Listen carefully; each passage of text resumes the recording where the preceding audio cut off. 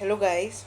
आज हम पढ़ने जा रहे हैं क्लास 10th की डेमोक्रेटिक चैप्टर फर्स्ट, जिसका नाम है पावर शेयरिंग, मतलब सत्ता की साझेदारी।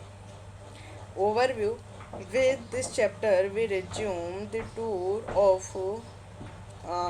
of democracy that we started last year. We note last year that in a democracy, all power does not rest with any one organ of the government. An intelligent sharing of power among legislature, executive, and judiciary is very important to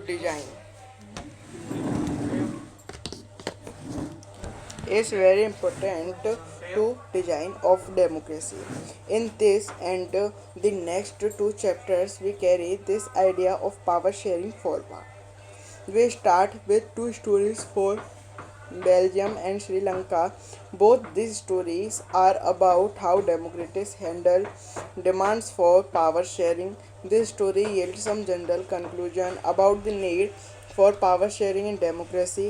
This allows us to discuss various forms of power sharing that will be taken up in the following two chapters.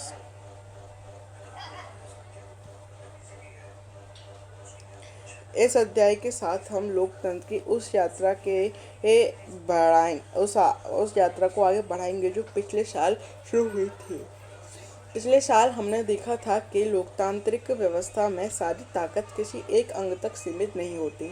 विधायिका, कार्यपालिका और न्यायपालिका के बीच पूरी समझ के साथ सत्ता को विकेंद्रित कर देना लोकतंत्र के कामकाज के लिए बहुत जरूरी है।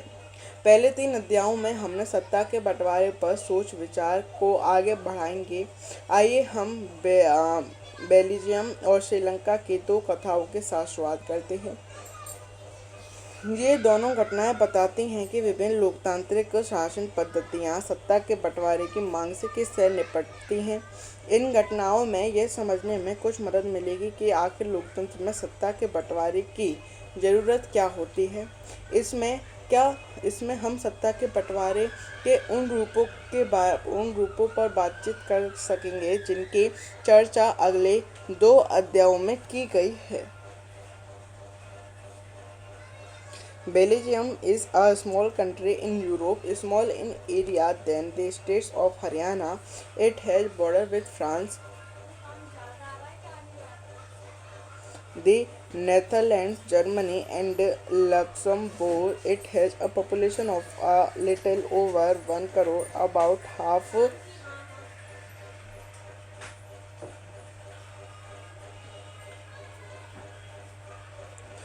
of this small country is very complex of the country's total population. 59% lives in Flemish region and speaks Dutch language. Other 40% people live in the Wallonia region and speak French. Remaining 1% only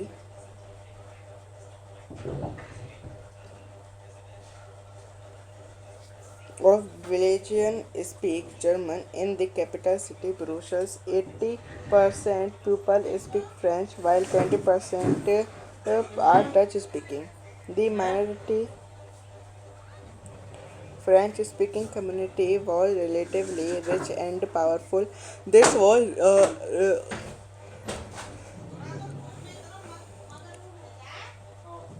re- uh, resented by the Dutch speaking community, who got the benefit of economic development and education much later.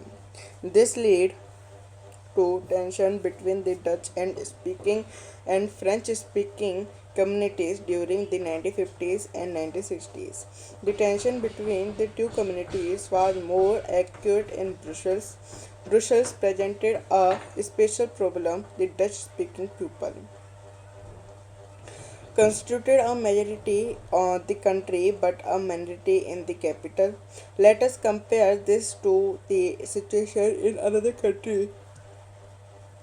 Sri Lanka is an island nation, just a few kilometers of the southern coast of Tamil Nadu. It has about 2 crore people, about the same age in Haryana. Like other nations in the South Asia region, Sri Lanka has a diverse population. The major social groups are the Sinhala speakers, 74%, and Tamil speakers, 18%. Among Tamils, there are two subgroups, Tamil natives of the country called Sri Lanka, communities and region of Belgium. Tamils 13%, the rest whose forefathers came from India as plantation workers during colonial period are called Indian Tamils. As you can see from the map, Sri Lanka Tamil are concentrated in the north and east of the country. Most of Sinhala speaking people are Buddhist, while most of the Tamils are Hindu and Muslims. There are about 7% Christians who are both Tamil and Sinhala. Just imagine what could happen in situation like this in Belgium. The Dutch community could take advantage of its numeric majority and force its will on the French and German speaking population. This would push the conflict among communities further. This could lead to very messy partition of the country. Both the sides would claim control over Bruce in Sri Lanka. The Sinhala community enjoyed an even bigger majority and could impose its will on the entire country. Now let us look at what happened in both these countries.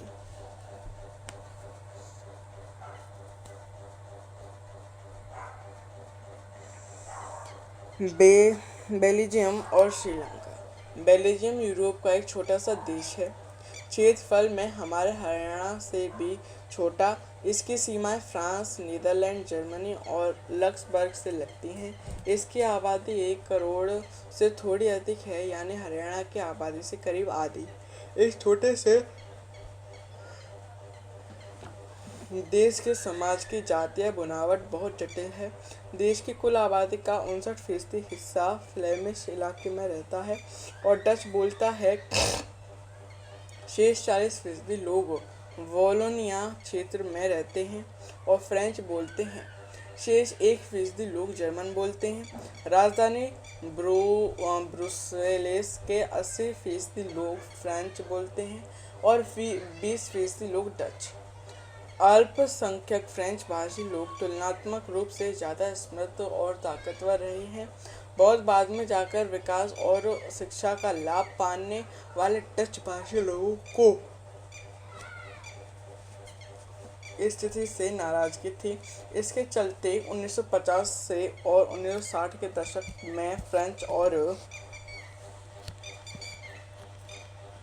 Dutch बोलने वाले समूहों के बीच तनाव बढ़ने लगा। दोनों समुदायों को टकराव का सबसे तीखा रूप ब्रुसेल्स में दिखा। यह एक विशेष तरह की समस्या थी। डच बोलने वाले लोग संख्या के हिसाब से अपेक्षाकृत ज़्यादा थे, लेकिन धन और समृद्धि के मामले में कमजोर अल्पमत में थे। आइए इस स्थिति की तुलना एक और देश से करें। श्रीलंका एक द्वीपीय देश है जो तमिलनाडु के दक्षिणी तट से कुछ किलोमीटर की दूरी पर था। इसकी आबादी करीब 2 करोड़ है, यानी हरियाणा के बराबर।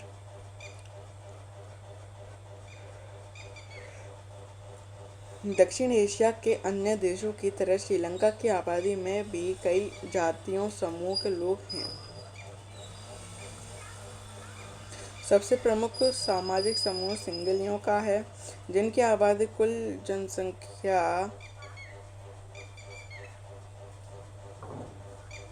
के 74% है। फिर तमिलों का नंबर आता है, जिनकी आबादी कुल जनसंख्या में 18% है।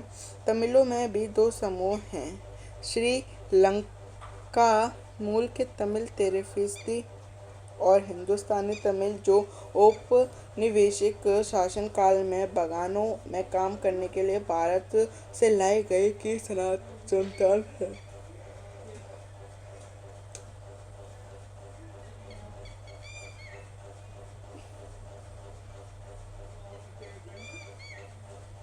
मौजूदा श्रीलंका के नक्शे पर गौर करें तो पाएंगे कि तमिल मुख्य रूप से उत्तर और पूर्वी प्रांतों में आबाद है। अधिकतर सिंगली भाषी लोग बौद्ध हैं, जबकि तमिल भाषी लोगों में कुछ हिंदू हैं और कुछ मुसलमान। श्रीलंका की आबादी में ईसाई लोगों का हिस्सा 7% है और वे सिंगली और तमिल दोनों भाषाएं बोलते हैं। अब जरा सोचिए कि ऐसी स्थिति में क्या हो सकता है। बेल्जियम और में डच भाषी लोग अपनी बड़ी संख्या के बल पर फ्रेंच भाषी और जर्मन भाषी पर अपनी इच्छाएं थोप सकते हैं।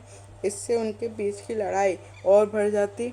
संभव था इस देश बढ़ जाता। ब्रुसेल्स पर दोनों पक्ष अपना अपना दावा ठोकते। श्रीलंका में सिंगली आबादी का बहुमत और ज़्यादा था और वे लोग मुल्क में अपनी मनमानी चला सकते थे। आइए अब यह देखें कि असल में दोनों देश में क्या क्या हुआ था।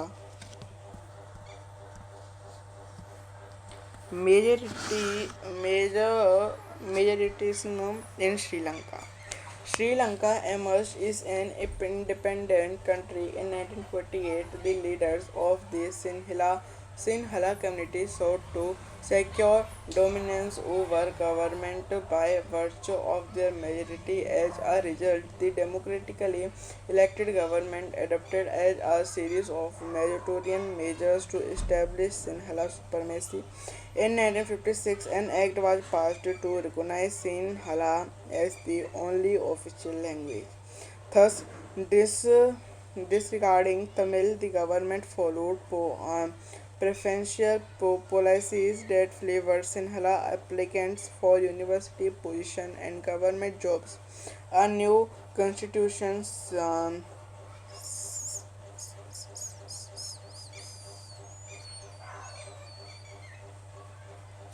stipulated that the state shall protect and foster Buddhists. All this government measure coming one after the other gradually increased the feelings of alienation among Sri Lanka Tamils. They felt that none of the major political parties led by Buddhist Sinhala leaders was sensitive to their languages and culture. They felt that the constitution and government policies denied them equal political rights, discriminated against them getting jobs and other opportunities, and ignored their instincts. As a result, relations between the Sinhala and Tamil communities strained over time. The Sri Lanka Tamils launched parties and struggled for the recognition of Tamil and official language for region autonomy and equality of opportunity in securing education and jobs. But their demand for more monotopies populated by the Tamils was repeatedly denied. By 1980s, several political organizations were formed demanding an independent Tamil Elam in northern and eastern parts of Sri Lanka. The distrust between the two communities turned into a widespread conflict. It soon turned into a civil war. As a result, thousands of people of both communities have been killed. Many families were forced to leave the country as refugees, and many more lost their livelihoods. The civil war has caused a terrible setback to social, cultural, and economic life of the country. It ended in 2009. Sri Lanka में बहुसंख्यक वाद। सन 1948 में श्रीलंका स्वतंत्र राष्ट्र बना। सिंहली समुदायों के नेताओं ने अपनी बहुसंख्या के बल पर शासन पर प्रभुत्व जमाना चाहा। इस वजह से लोकतांत्रिक रूप से निर्वाचित सरकार ने सिंहली समुदाय की प्रभुता कायम करने के लिए अपनी बहुसंख्यक परिस्थिति के तहत कई कदम उठाए। 1956 में एक कानून बनाया गया जिसके तहत तमिल को दरकिनार करके सिंगली को एकमात्र राजभाषा अघोषित कर दिया गया। विश्वविद्यालयों और सरकारी नौकरियों में सिंघाली को प्राथमिकता देने की नीति भी चली। नए संविधान में ये प्रावधान भी किया गया कि सरकार बौद्ध मत को संरक्षण और बढ़ावा देगी। एक एक करके आए इन सरकारी फैसलों में ने श्रीलंका तमिल की नाराजगी और शासन को लेकर उनमें बेगानापन बढ़ाया। उन्हें लगा कि बौद्ध धर्मावलंबी सिंगालियों के नेतृत्व वाली सारी राजनीतिक पार्टियां उनकी भाषा और संस्कृति को लेकर असंवेदनशील हैं। उन्हें लगा कि संविधान और सरकार की नीतियां उन्हें समान राजनीतिक अधिकार के वंचित कर रही हैं। नौकरियों और फायदे के अन्य कामों में उनके साथ भेदभाव हो रहा है और उनके हितों की अनदेखी की जा रही है। परिणाम यह हुआ कि तमिल और सिंगली समुदायों के संबंध बिगड़ते चले गए। श्रीलंका तमिलों ने अपनी राजनीतिक पार्टियां बनाई और तमिल को राजभाषा बनाने, क्षेत्रीय स्वायत्तता हासिल करने तथा शिक्षा और रोजगार के समान अवसरों की मांग को लेकर संघर्ष किया। लेकिन तमिलों की आबादी वाले इस इलाके की स्वायत्तता के उनकी मांगों को लगातार नकारा गया। 1980 के दशक तक उत्तर पूर्वी श्रीलंका में स्वतंत्र तमिल ईलम सरकार बनने की मांग को लेकर अनेक राजनीतिक संगठन बने। श्रीलंका में दो समुदायों के बीच पारस्परिक अविश्वास ने बड़े टकराव का रूप ले लिया। यह टकराव गृह युद्ध में परिणत हुआ। परिणाम स्वरूप दोनों पक्ष के हजारों लोग मारे जा चुके हैं। अनेक परिवार अपने मुल्क से भागकर शरणार्थी बन गए हैं। इसमें भी कई गुना ज़्यादा लोगों की रोजी रोटी चौपट हो गई है। वहाँ के गृह युद्ध से मुल्क के सामाजिक, सांस्कृतिक और आर्थिक जीवन में काफ़ी परेशानियाँ पैदा हुई हैं। 2009 में इस गृह युद्ध का अंत हुआ।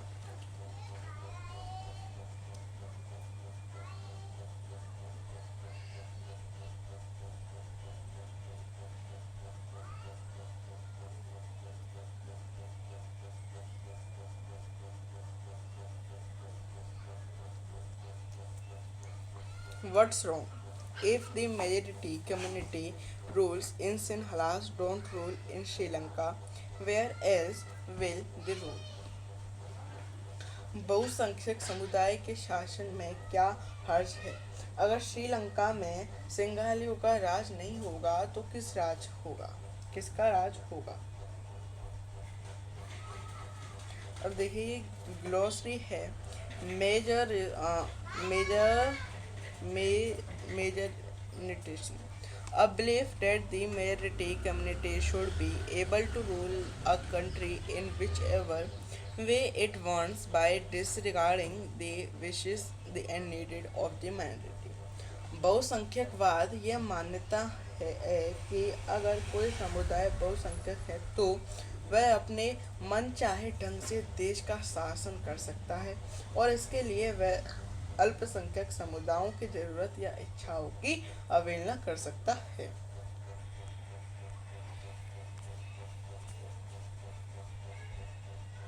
उसके बाद हमारे पास ग्लोसरी है जो कि है it a social division based on shared culture, people belonging to the same ethnic group believes in their common descent because of similarities of physical type of culture of both. They need not always they have the same religion or nationality. आधुनिक या जातीय ऐसा सामाजिक विभाजन जिसमें हर समूह अपनी अपनी संस्कृति को अलग अलग मानता है, यानी यह साझी संस्कृति पर आधारित सामाजिक विभाजन है। किसी भी जातीय समूह के सभी सदस्य मानते हैं ये उनकी उत्पत्ति समान पूर्वजों से हुई है और इसी कारण उनकी शारीरिक बनावट और संस्कृति एक जैसी है। जरूरी नहीं कि ऐसे समूह के सदस्य किसी एक धर्म को मानने वाले हों या उनकी राष्ट्रीयता एक हो।